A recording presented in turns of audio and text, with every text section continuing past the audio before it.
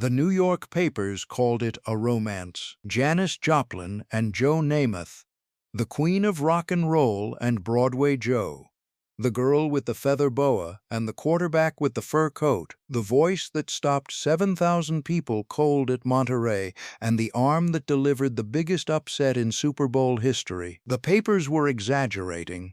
The reality was a meeting, maybe a date or two, a moment in New York in late 1969 when two of the most famous people in America briefly occupied the same room and found each other genuinely interesting. But here is the thing about the papers being wrong. The papers being wrong about the scale of it doesn't make the meeting less interesting, it makes it more interesting. Because what happened when these two people actually met, what they actually were to each other even briefly, is a better story than the romance the gossip columns invented. This is that story. November 1969, New York City. Janis Joplin was in New York for a run of performances, the Cosmic Blues Band tour. The year had been difficult, the reviews mixed, the band not finding what Big Brother had. But New York received her the way New York always received her, with the specific electricity of a city that recognized something real when it arrived. On November 27th, Thanksgiving Day, she had been at Madison Square Garden watching the Rolling Stones and had jumped onto Tina Turner's stage during Land of 1,000 Dances. That moment is its own story. The aftermath, the tour manager's description of her at the side of the stage, drunk and screaming, is also its own story. But the story that the newspapers got hold of happened a few weeks later, in December. Joe Namath was there. Joe Namath in late 1969. He was 26 years old.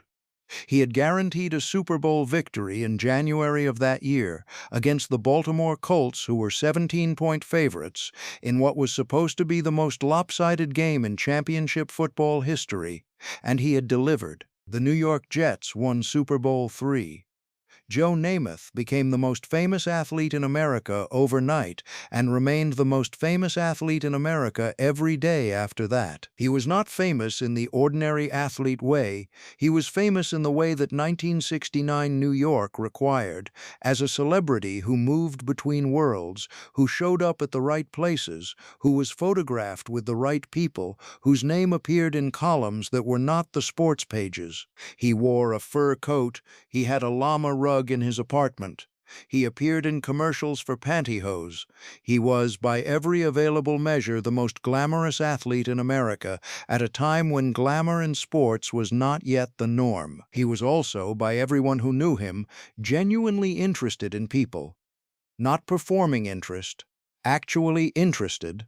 The specific quality of someone who had come from Beaver Falls, Pennsylvania, not a glamorous origin, and had arrived in New York and found the whole thing genuinely fascinating. The meeting, the specific circumstances are not fully documented. A party, a bar, a mutual introduction through the specific New York social infrastructure of late 1969, the world where rock and roll and sports and film and television and fashion all occupied the same few square miles of Manhattan and occasionally occupied the same rooms. Myra Friedman was Janis's publicist. She was also, by the time of these events, one of Janis's closest friends and confidants, the woman who would write the biography Buried Alive after Janis died, which remains one of the most honest accounts of who Janis Joplin actually was. Friedman described the New York period of late 1969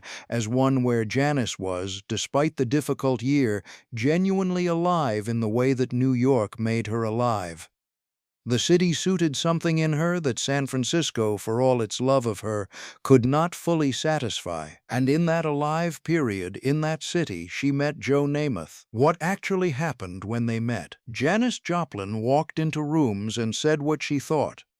This was not an affectation.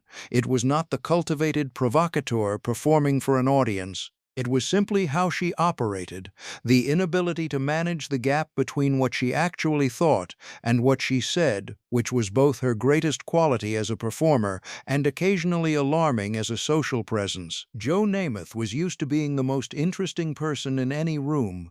He had been the most interesting person in rooms for 3 years. Athletes, celebrities, socialites, musicians. He had met all of them, and they had all in some way deferred to the specific gravity of his fame. Janis Joplin did not defer, not out of hostility, out of the simple fact that she operated by a completely different set of social rules than the ones Joe Namath was used to navigating. The rules of the Haight-Ashbury scene, of the Port Arthur Wound, of someone who had been told for years that she was wrong and had developed, as a survival mechanism, a complete indifference to conventional social hierarchies. She talked to him the way she talked to everyone, directly, with genuine curiosity, without performing interest or managing distance. By everyone's account, he found this entirely disarming. The newspapers, New York in 1969, had gossip columns. The gossip columns had photographers and informants in every room where famous people gathered. When Janis Joplin and Joe Namath appeared in the same locations more than once, which they did across the December weeks, the gossip infrastructure assembled them into a narrative. They were romantically linked. Broadway Joe and the Queen of Rock and Roll, the juxtaposition was irresistible for people whose job was to write irresistible juxtapositions. Myra Friedman later characterized the coverage as exaggerated beyond a meeting and a date or two. That is the honest account. A meeting, maybe a date or two. But here is what's more interesting than the romance the columns invented. 1969 was the year Joe Namath guaranteed the impossible and delivered it. It was also the year Janis Joplin was named possibly the best female voice of her generation by Rolling Stone, played Woodstock, lost Otis Redding 3 years after his death, still felt recent, watched the Cosmic Blues Band struggle with what it was supposed to be, and spent the last weeks of the year in New York trying to figure out what came next. Two people, both 26, both at the absolute peak of what fame looked like in America in 1969, both from unlikely places, Namath from Beaver Falls, Pennsylvania, Joplin from Port Arthur, Texas. Both had arrived in the same city and become, through entirely different paths, the most visible versions of themselves. Both of them, by the accounts of people who knew them, were in real life more complicated and more interesting than the public versions of themselves that the media had constructed. Namath was smarter and more thoughtful than the fur coat suggested. Joplin was funnier and more precise than the banshee wail suggested. In a New York room in December 1969, they found each other out. Janis left New York and went to Brazil in early 1970. She had met David Niehaus, the man who would give her the longest stretch of ordinary life she had ever experienced, and the story with Namath became the kind of story that acquires slightly different shapes as it's told over the years. Joe Namath continued being Joe Namath. He continued guaranteeing things and occasionally delivering them.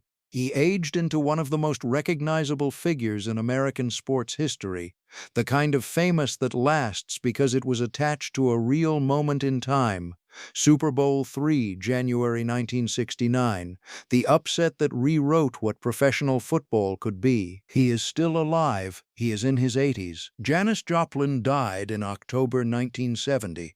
She was 27 years old. Here is what makes the New York gossip column story more interesting than the romance it invented. In late 1969, New York contained both of them simultaneously.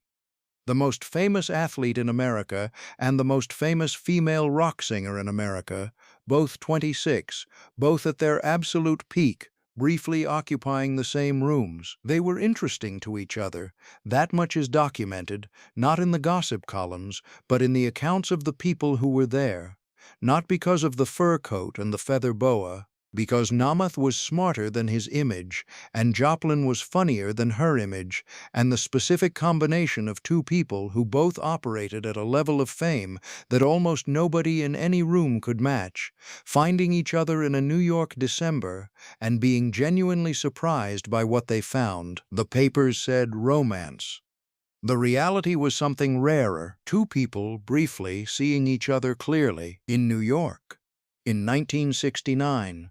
Before everything that came next, here is what this story asks you. When did you meet someone from a completely different world than yours, someone you would never have met in the ordinary course of your life, and discover that the categories that had separated you were wrong? Janis Joplin was the queen of rock and roll. Joe Namath was Broadway Joe. The gossip columns put them together and called it a romance because that was the only vocabulary they had for two famous people in the same room. The real story is simpler. Two people from Pennsylvania and Texas, who had both arrived in New York and become famous in entirely different ways, found each other genuinely interesting. The papers got the headline wrong. The meeting was real, and in late 1969, for a few December weeks, two of the most famous people in America briefly shared the same city and saw each other more clearly than the gossip columns could explain. She went to Brazil, he went to the next season. She died in October 1970. He is still here. Subscribe. The next story goes somewhere nobody has taken you before.